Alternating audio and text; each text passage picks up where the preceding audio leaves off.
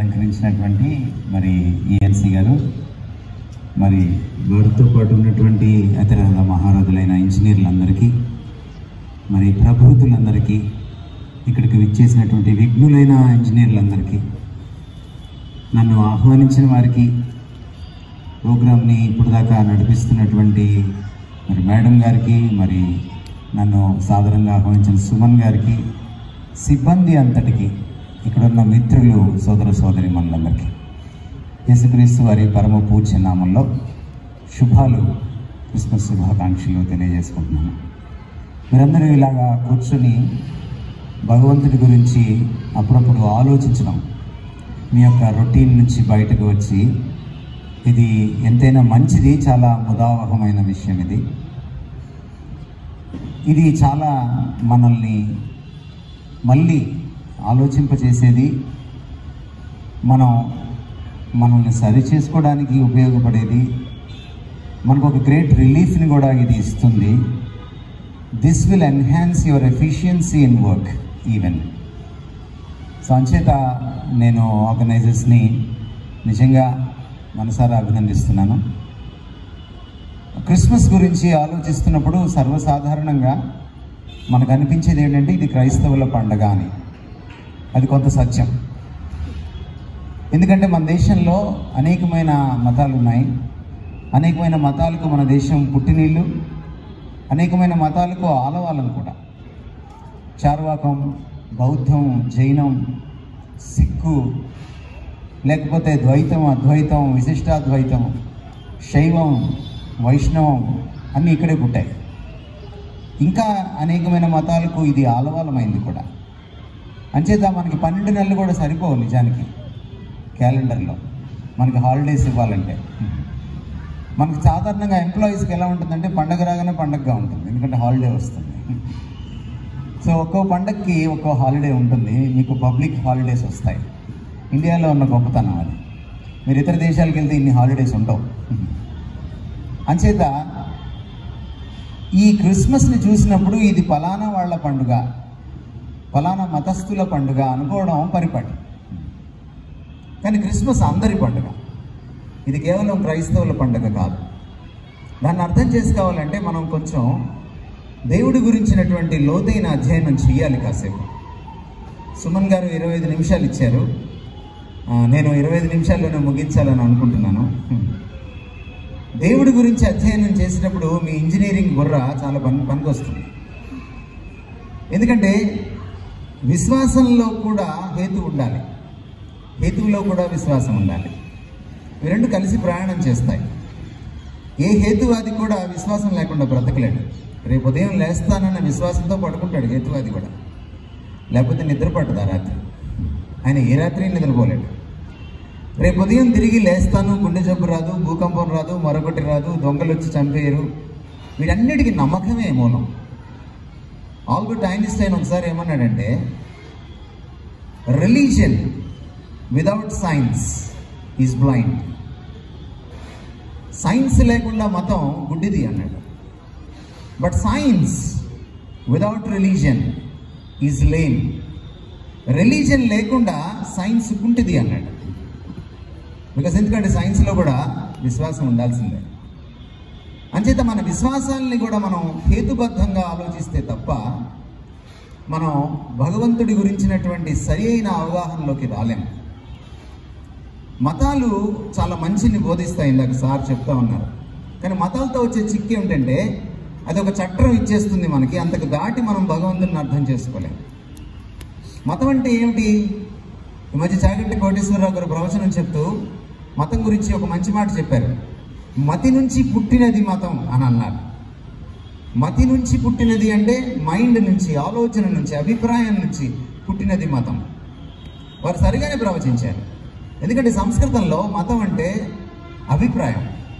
అందులోంచే అభిమతం అనే తెలుగు మాట పుట్టింది. తత్సమం అంటాం, సంస్కృతం నుంచి తెలుగులోకి వస్తే తత్సమం అంటాం. మరొక తత్సమం అభిప్రాయం, అభిమతం. రెటమతం అని కూడా పుట్టింది మనకి. ఇంకొక మాట ఉంది తెలుగులో. ఏ మతంలో చేరని వాడిని ఆ మతంలో దోసేస్తాం మనం. దాన్ని రెటమతం అంటాం. మొత్తం మీద మతం అంటే అది మతి నుంచి పుట్టిన ఆలోచనే. కానీ భగవంతుడు అపరిమితుడు. అపరిమితుడికి ఈ మతి చాలా చిన్నది. ఈ మతికి ఆయన అందనంత ఎత్తున్నవాడు. అందుకని మతి నుంచి పుట్టిన మతం భగవంతుణ్ణి పరిపూర్ణంగా మనకు చెప్పలేదు, తెలియచెప్పలేదు. భగవంతుడు మతాలకు మించినవాడు. ఈ మతాలకు మించిన వాడిని కాసేపు మతాలకు అతీతంగా హేతుబద్ధంగా ఆలోచన చేయాలి. నిజమే, చాలా మతాల్లో సారూప్యత ఉంది, భిన్నత్వం కూడా ఉంది. సర్వమతాలు మంచినే బోధిస్తాయి, కొన్ని సారూప్యతలు ఉన్నాయి, కానీ భిన్నత్వం కూడా ఉంది. మీరు చూడండి, మన దేశంలో ఒక మతం నుంచే బయటకు వెళ్ళింది చార్వాక మతం, అది నాస్తిక మతం. మన ధర్మం నుంచే బయటకు వెళ్ళిన మతం జైన మతం, అది కూడా నాస్తిక మతమే. మన మతం నుంచి బయటకు వెళ్ళిన మతం బౌద్ధ మతం, ఆయన కూడా దేవుడి గురించి మాట్లాడే ప్రయోజనం లేదని, అది కూడా దాదాపుగా నాస్తిక మతమే. మన మతం నుంచి బయటకు వెళ్ళినటువంటి సిక్కు మతం ఉంది. మన మతంలోనే ద్వైతం అద్వైతం అని పొంతన లేనటువంటి మరి 2 తాత్విక ధోరణులు ఉన్నాయి. మన మతంలోనే 2 భక్తి ఉద్యమాలు ఉన్నాయి, శైవం వైష్ణవం. ఎందుకు ఈ భిన్నత్వం వచ్చిందంటారు? క్రైస్తవానికి, ఇస్లాంకి, యూదు మతానికి మళ్ళీ భిన్నత్వం మీకు కనబడుతుంది. ఎందుకు ఇంత భిన్నత్వం వచ్చింది? మీరు ఎక్కడెక్కడో కాలేజీలో చదువుకొని ఇక్కడ ఇంజనీరింగ్ వర్క్ చేస్తున్నారు, కానీ అన్ని కాలేజీలో మీరు ఒక్క సబ్జెక్టు చదువుతారు. కాలేజ్కి ఒక తీరులో బోధించారనుకోండి, మీరు ఇక్కడికి వచ్చి మీరు ఒక ఏకాభిప్రాయానికి రావడానికే టైం అయిపోతుంది. నీరు పారదిక, డ్యాములు కట్టలేరు. ఎందుకంటే సైన్స్ అందరికీ ఒకటే ఉంటుంది, సత్యం అందరికీ ఒకటే ఉంటుంది. 2004 ఇంజనీర్లకి డాక్టర్లకి ఒకటే. 1000 ఏళ్ల వెనక్కి వెళ్ళి 2004 అంటే అవును 2004 అంటారు. 1000 ఏళ్ల ముందుకు వెళ్ళి 2004 అంటే అవును 2004 అంటారు. అమెరికాలోనూ అమలాపురంలోనూ 2004. సత్యం మనిషిని బట్టి, కాలాన్ని బట్టి, మతాన్ని బట్టి, కులాన్ని బట్టి, డిపార్ట్మెంట్ని బట్టి మారదు సత్యం. ఆ సత్యానికి మూలం భగవంతుడు, దేవుడు. ఆ దేవుడు దిగి వచ్చిన సందర్భం క్రిస్మస్. అందుకనే సత్యానికి మూలాధారమైన దేవుడిని గురించి మనం ఆలోచన చేసేటప్పుడు మతానికి అతీతంగా, మతికి అతీతంగా, మనం మతం ఇచ్చినటువంటి అభిప్రాయానికి అతీతంగా మనం హేతుబద్ధంగా ఆలోచన చెయ్యాలి. చేసినప్పుడు మనకి కొంతమేర ఆ దేవుడు అర్థం కావడానికి వీలవుతుంది. ఇంజనీర్లు కాబట్టి మీ పరిభాషలో నేను మాట్లాడతాను. ఇంజనీర్లకి ఇన్ఫైనైట్ అంటే నేను చెప్పనక్కర్లేదు. దేవుడు బై డెఫినిషన్ ఆయన అనంతుడు, అపరిమితుడు. మనిషి బై డెఫినిషన్ ఆయన పరిమితుడు. God is infinite and humans are finite. మనిషికి దేవుడికి మధ్య దూరం ఎంత అని ఇంజనీర్ని అడిగితే ఏం చెప్తారు? What is the gap between the infinite and the finite అని ఇంజనీర్ని అడిగితే ఏం చెప్తారు? మ్యాథ్స్ తెలుసుకున్నటువంటి ఇంజనీర్స్కి ఖచ్చితంగా తోచాల్సిన ఆన్సర్ ఏంటంటే the gap between infinite and the finite is always infinite. The gap between the infinite, that is God, and the finite, that is human beings, is always infinite. అందుకని అంబికా దర్బార్ బద్ద వెలిగిస్తే సరిపోదు. The finite cannot be connected to the infinite. ఈ మతితో ఆ అపరిమితమైన దేవుణ్ణి నేను అర్థం చేసుకోలేను, ఈ గ్యాప్ని నేను దాటలేను మనిషిగా, ఎందుకంటే ఐఎమ్ ఫైనైట్. అందుకనే దేవుడు దిగి రావాలి. The infinite only cross the infinite gap and connect with human beings. మీకు తెలుసు, ఎలక్ట్రిసిటీలో కానీ లేకపోతే నీటిపారుదల శాఖలో కానీ ఎక్కడ మీరు విద్యుత్ సౌదాలైన జల సౌదాలో కానీ ఒక కామన్ సైంటిఫిక్ లా మీకు తెలుసు. హయ్యర్ లెవెల్ నుంచి లోయర్ లెవెల్కే ఎనర్జీ వెళ్తుంది, లోయర్ లెవెల్ నుంచి హయ్యర్ లెవెల్కే వెళ్ళదు ఎనర్జీ. అలాగే నీటిపారుదల శాఖలో కూడా అది పైన నుంచి కిందకు పారుతుంది తప్ప కింద నుంచి పైకి పారదు. మళ్ళీ మనకి టర్బైన్లు, మోటార్లు కావాలి. మీరు అందుకని డ్యామ్ చాలా జాగ్రత్తగా స్ట్రాటజిక్ ప్లేస్లో మీరు కడతారు డ్యామ్. మీకు బాగా తెలుసు ఈ సూత్రం. నీరు పళ్ళ మెరుగు అనేటువంటి సామెత కాదు, ఇది సైన్స్, మీకు బాగా తెలుసు. అలాగే ఫైనైట్ ఎప్పుడు ఇన్ఫైనైట్ కాలేడు, యోగా చేసినా కూడా కాలేడు. The infinite only can take initiative and become the finite. అలా దేవుడు దిగిరావడాన్ని, అవరోహణం చెందడాన్ని అవతారం అన్నాం. ఆ అవతారం గురించినటువంటి అసలు సిసలు కథే క్రిస్మస్. అందుకనే క్రిస్మస్ అందరి పండుగ. అయితే అవతరించిన వాడు నేను దేవుణ్ణి, నేను అనంతుణ్ణని నిరూపించుకోవాలి. అనంతుణ్ణని ఎలా నిరూపించుకుంటాడు? కొన్ని పరీక్షలు ఉంటాయి, కొన్ని అగ్ని పరీక్షలు ఉంటాయి. మనం సైన్స్లో లిట్మస్ టెస్ట్, యాసిడ్ టెస్ట్ అంటాం. ఇన్ఫైనైట్ అని ఎలా నిరూపించుకుంటాడు అవతార పురుషుడు? రేపొద్దు నేను కూడా అవతార పురుషుడు అని చెప్పుకోవచ్చు. But I have to prove it.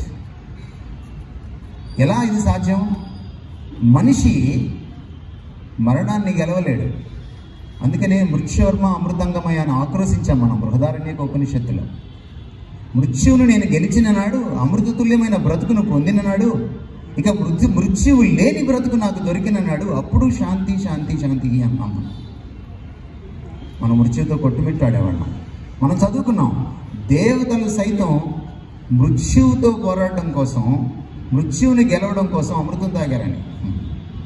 సహజ సిద్ధంగా వాళ్ళకి మరణం లేని జీవితం లేదన్నమాట. అది తాగితేనేనన్నమాట. అందరినీ పట్టి పీడించే కొరకరాని సమస్య ఈ మృత్యువు. మీరు మహానుభావుల జీవితాంతాలు చూడండి, వాళ్ళ జీవన చరిత్రలు చూడండి. వాళ్ళ జయంతి ఉన్నంత అద్భుతంగా వర్ధంతి ఉండదు. వర్ధంతి తర్వాత దాన్ని గెలవడం ఉండదు. మనకి సమాధులు ఉంటాయి, వాళ్ళకి సజీవ సమాధులు, మహాసమాధులు ఉంటాయి. కానీ అన్ని సమాధులే. నేను ఒక మహాసమాధికి వెళ్ళి చూసి వచ్చాను, ఈజిప్ట్కి వెళ్ళి. ఆ పైకి ఎక్కితే మనుషులు చీమల్లాగా కనబడుతున్నారు. లోపలికి వెళ్తే ఎండు ద్రాక్ష ఉక్కిపోయిన శవంలాగా ఉంది, మహారాజు గారి శవం. కానీ సమాధి గెలవలేదు. సమాధి ఏం పెద్దది కట్టారు. సమాధి గెలిచినవాడు, మృత్యుంజయుడైన వాడు ఎవరంటే అనంతుడు. అతడే దేవుడు. ఎందుకంటే అనంత కోటికి ప్రాణం పోసేవాడే అనంతుడు. అనంత కోటికి ప్రాణం పోసేవాడి ప్రాణం ఎవడూ తీయలేడు. అతను మరణాన్ని గెలవగలుగుతాడు. యేసుక్రీస్తు వారు మరణాన్ని గెలిచిన ఏకైక ధీరుడు. మనం ఎక్కడ ఏ కథల్లో కూడా చదవము. మీరు ప్రపంచవ్యాప్తంగా మన దేశంతో సహా మరణం గెలిచినటువంటి ఒక్క గాథ కూడా మీకు కనబడదు, ఒక్క క్రీస్తు వారిది తప్ప. అయితే ఇది పురాణ గాథ కాదు, ఇది క్రైస్తవుల మూఢనమ్మకం కాదు. ఫ్రాంక్ మారిసన్ అనేటువంటి ఒక లాయర్, హార్వర్డ్ యూనివర్సిటీ లాంటి ప్రెస్టీజియస్ ప్రతిష్టాత్మక యూనివర్సిటీలో చదువుకున్నవాడు. ఆయన గారు నాస్తికుడు. ఈ క్రీస్తు మరణాన్ని గెలిచాడు అన్న ఈ దండోర ఆయనకి నచ్చలేదు. ఈ దండోర ఆపాలనుకున్నాడు. ఆపాలనుకొని ఆయన పరిశోధన చేశాడు. ఆ పరిశోధన చేసినప్పుడు ఆయనకి మొత్తం రుజువులన్నీ ఒక దగ్గర పెట్టుకుంటే మరణం గెలిచాడనే వస్తుంది తప్ప మరణం గెలవలేదని రావట్లేదు. ఆయన కంక్లూజన్, ఆయన అనుకున్న కంక్లూజన్ అది కాదు. మళ్ళీ నచ్చక మళ్ళీ రీసెర్చ్ చేశాడు ఆయన. ఇలా మళ్ళీ రీసెర్చ్ చేసిన తర్వాత చేసేది లేక క్రీస్తు మరణం గెలిచాడని పుస్తకం రాయవలసి వచ్చింది. అందుకని ఆ పుస్తకానికి మొదటి చాప్టర్ పేరు చాలా గమ్మత్తుగా పెట్టాడు. ఏ పుస్తకం రాయకూడదు అనుకుంటున్నానో ఆ పుస్తకమే రాస్తున్నాను అని. ఆ పుస్తకం పేరు who moved the stone by Frank Morison. మీరు అమెజాన్ నుంచి తెప్పించుకోవచ్చు. మీ దగ్గర అమెజాన్ యాప్ ఉంటే టైప్ చేసుకుని ఇప్పుడే ఆర్డర్ పెట్టుకోవచ్చు. ఈరోజు యేసుక్రీస్తు మరణం గెలవడం అన్నది ఒక చారిత్రక వాస్తవం. అందుకనే వారిది అమృతావతారం, వాస్తవావతారం కూడా. మరణం గెలిస్తే మనకు కొన్ని విషయాలు బోధపడుతున్నాయి. నెంబర్ 1, ఆయన ఇన్ఫైనైట్ గాడ్. అందుకనే నరునికి దేవుడికి, మనిషికి దేవుడికి మధ్య ఉన్న అనంతమైన అగాధాన్ని ఆయన మాత్రమే పూడ్చగలడు. క్రిస్మస్ మనిషిని భగవంతుని కలిపేసింది. క్రిస్మస్ స్వర్గలోకాన్ని భూలోకాన్ని కలిపేసింది. మనకు తెలుసు ఈ సామెత ఉంది, ఉట్టికి ఎగరలేనమ్మ స్వర్గానికి ఎగురుతుందట అని. స్వర్గానికి ఎవరు ఎగిరి పట్టుకోలేరు దాన్ని. కానీ ఆయనే మన మధ్యకు స్వర్గాన్ని తెచ్చిపెట్టాడు. స్వర్గాన్ని మనకు కైవసం చేశాడు. ఆయన నమ్ముకుంటే ఇది సాధ్యం.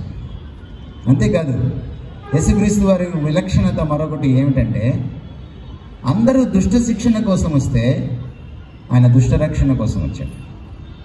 మీరు ఆలోచన చేయండి, చాలామంది దేవుడు దిగి వచ్చి చచ్చిపోతే ఇదేమిటిరా దేవుడు చచ్చిపోవడం ఏమిటి అని మనకి కొంచెం ఎగతాళిగా అనిపించవచ్చు. ఈ మధ్య కొంతమంది పూజారులు కూడా మాట్లాడుతున్నారు. కానీ అసలు సత్యం తెలియక ఈ వాదంతా కూడా చంపడానికి అయితే దేవుడు రానక్కర్లేదండి. మన నుంచి ఒక ఆర్డర్ ఇస్తే చాలు, కరోనా చాలు. మనం అప్పుడప్పుడు చావు మరణం ఇలాంటి మాటలు పక్కింటి వాళ్ళు పోయినా పక్క వీధిలో పోయినా మనం పెదాల మీద రావడానికి కూడా ఇష్టపడం మనం భారతీయులం. ఎందుకండి మనకు చావంటే అంత భయం. పైనుంచి దేవుడు తదాస్తు అంటాడని భయం. అంటే తదాస్తు అంటే పోయే బతుకు మంది. తదాస్తు అంటే మనల్ని పోయేలా చేసే సామర్థ్యం అయింది. అంత శక్తిమంతుడు ఆయన. చంపడానికి దేవుడు దిగి రానక్కర్లేదు, రక్షించడానికే దేవుడు దిగి రావాలి. ఒకవేళ శిష్ట రక్షణ కోసం దేవుడు వస్తే శిష్టుడు అన్నవాడు లేడు. చాలామంది అహం బ్రహ్మస్మి అనుకుంటారు. అహం దేవుడు కాదు. అహం దేవుడు అయితే మనకి పోలీస్ స్టేషన్లే అక్కర్లేదు, అందరం మంచి వాళ్ళగా ఉండేవాడు. మనకి మతాల ప్రబోధమే అక్కర్లేదు. అహం పాపపంకిలం అయిపోయిందని మనువు ఒప్పుకున్నాడు. మన ధర్మశాస్త్రం 2వ అధ్యాయం. పాపోహం పాపకర్మాహం పాపాత్మ పాప సంభవ.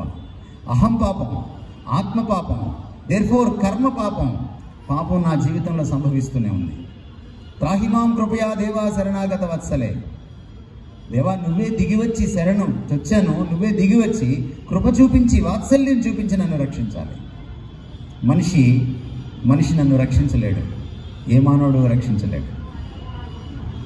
యేసుక్రీస్తు వారి విలక్షణత అదే. అందుకే ఆయన చంపడానికి రాలేదు, అందరినీ బ్రతికించడానికి వచ్చాడు. ఎలా దేవుడు పరిష్కరిస్తాడు? ఇందాక సార్ చెప్తున్నారు ఒక మంచి మాట, సర్వమతాలు మంచిని ప్రబోధిస్తున్నాయని. వాస్తవం అది. కానీ సమస్య ఎక్కడంటే మంచిని చేసే శక్తి మన దగ్గర లేదు. అదే సమస్య. సర్వమతాలు మంచే చెప్తాయండి, కానీ భగవంతుడు మతాలకు మించినవాడు. ఏ మతము నీకు మంచి చెయ్యమని చెప్తుందే తప్ప చేసే సామర్థ్యం ఇవ్వలేదు. అది భగవంతుడు ఒక్కడే ఇవ్వగలడు. ఎవరు ఇవ్వగలరు? ఇక్కడికి వచ్చి అంత మంచిగా జీవించిన వాడు ఇవ్వగలడు. యేసుక్రీస్తు వారు పరమ సచ్చీలుడైన దేవుడు. ఇక్కడ కొంతమంది ముస్లిం సోదర సోదరీమణులు ఉండొచ్చు. మీ పవిత్ర ఖురాన్లో ఒక మాట రాయబడింది, ఆదాము నుంచి ముహమ్మద్ గారి వరకు అందరూ ఎందరో ప్రవక్తలు ఉన్నారు, కానీ యేసుక్రీస్తు వారి ఒక్కరి గురించి మాత్రమే సురా 19:19 పవిత్ర ఖురాన్, సురా 19:19 ఆయన మహాపరిశుద్ధుడు, పరమ పవిత్రుడు అని రాయబడింది. ఒక సచ్చీలమైనటువంటి జీవితం. తాను పవిత్రుడు కాకుండా మనల్ని పాప పంకిల తత్వం నుంచి విడిపించలేడు. యేసుక్రీస్తు వారిది పవిత్ర అవతారం.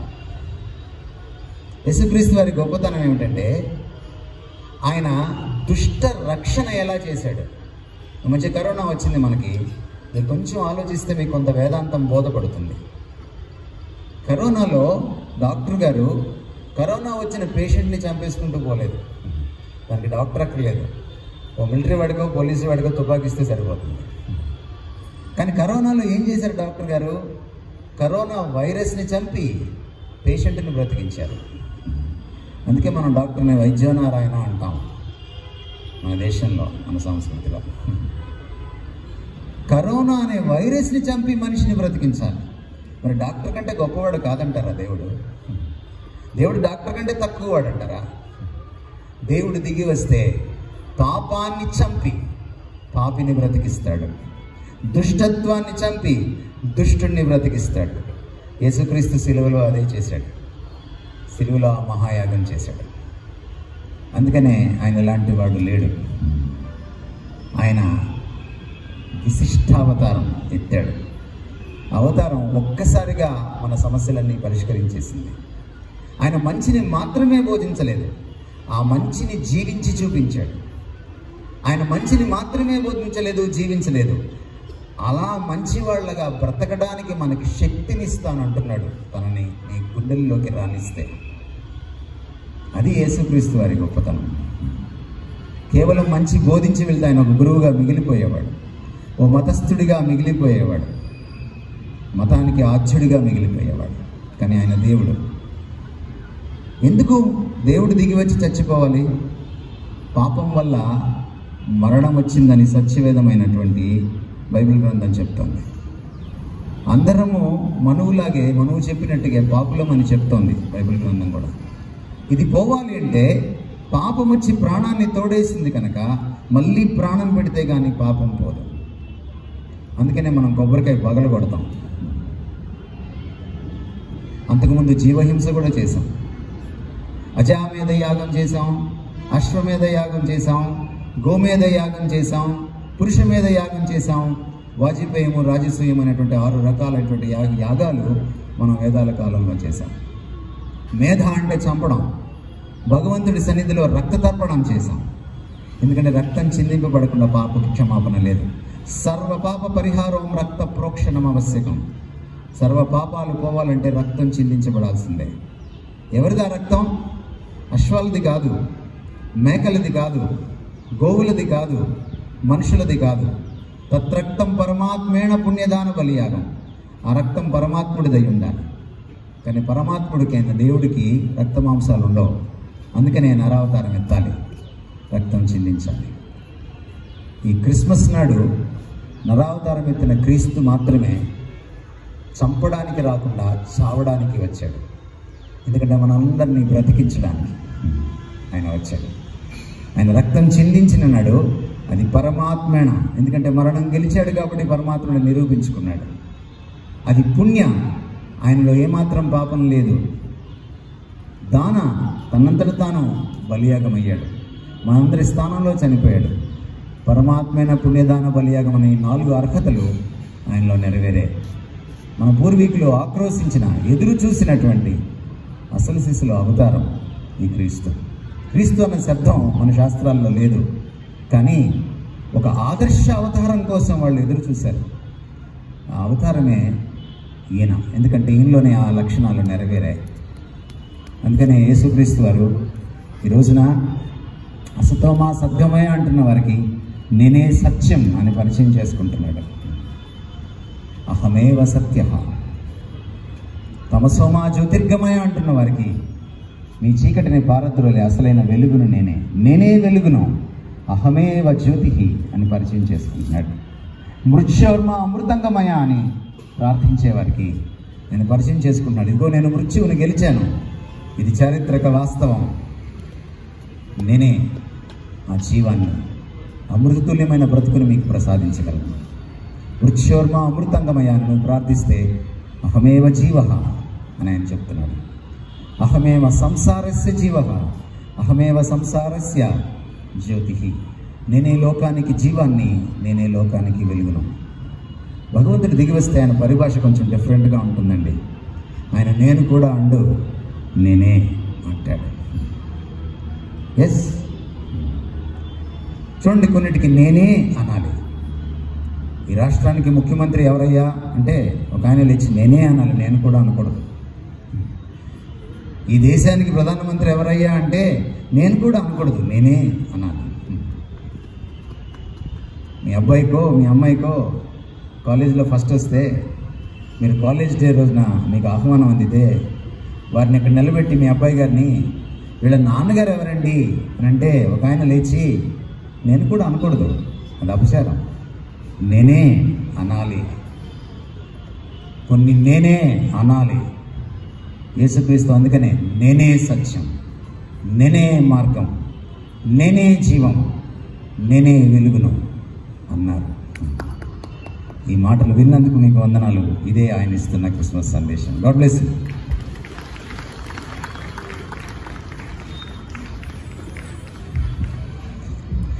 Thank you sir. గంటల ప్రకాష్ గారు మనకి ఇంజనీర్స్ అందరికీ కూడా మ్యాథమెటికల్ సైంటిఫిక్ ఒక సొల్యూషన్ ఎట్లా ఉందో ఆ విధంగా చెప్పారు. మనం ఎల్హెచ్ఎస్లో స్టార్ట్ చేస్తే అది ఆర్హెచ్ఎస్గా ఎండ్ అవ్వాలి. LHS infinite, RHS finite. ఈ రెండు ఈక్వల్ చేయడం కష్టం. కాబట్టి ఇన్ఫైనైట్ అనే దేవుడే ఫైనైట్ మనిషిగా వచ్చి మనల్ని ఆ బురద నుంచి పైకి లేపి మనం కూడా ఇన్ఫైనైట్కి సమానంగా చేయడానికి ఆయన మన రక్షణ మార్గాన్ని ఇచ్చాడు. కాబట్టి ఎల్హెచ్ఎస్ ఈక్వల్ టు ఆర్హెచ్ఎస్ అని మనకు ఇండైరెక్ట్గా చెప్పారు. This is the only solution అన్నట్టుగా. మనం ఇంకా జస్ట్ ఇంకో 10 minutesలో నేను క్లోజ్ చేస్తాను.